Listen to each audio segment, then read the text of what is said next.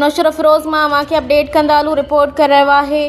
रिज़वान अली जुमानी। मोरो शहर में अटकल चैन 5 ॾींहनि खां वठी बेनज़ीर इनकम सपोर्ट प्रोग्राम जा पैसा ॾियण जे लाइ किस्त शुरू कई वई आहे, जेका device holder Benazir income support programme इंतज़ामिया ऐं ज़िम्मेवार बैंक इंतज़ामिया पारां पाण में मिली भगत करे गुज़िरियल 5 ॾींहनि खां पोइ आयल किस्त जा पैसा बेवा ऐं बहिराड़ीअ जी ग़रीब ऐं अबोझ मुस्तहिक़ीन औरतुनि खे डिवाइस ऐं बैंक जो कूड़ो फॉल्ट ॿुधाए आयल औरतुनि खे रुलायो वञे थो। जेके औरतूं गुज़िरियल 5 ॾींहनि खां वठी सुबुह खां वठी शाम ताईं उञ ऐं बुख ते इंतज़ार करे मायूस थी आयल हज़ारे औरतूं मायूस थी वियूं आहिनि।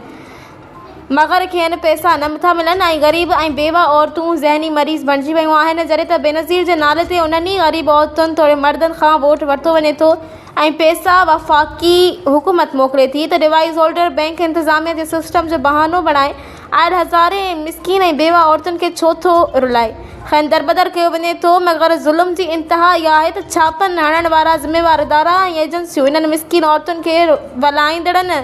चोर माफ़ियाउनि ख़िलाफ़ सख़्त क़दम छो नथो खयो वञे। हालांकि मोरो शहर घरू वज़ीर ज़ियाउल हसन लंजार जो तक आहे, पोइ बि हिते मिसकीन ऐं बेवा औरतुनि सां बैंक इंतज़ामिया तोड़े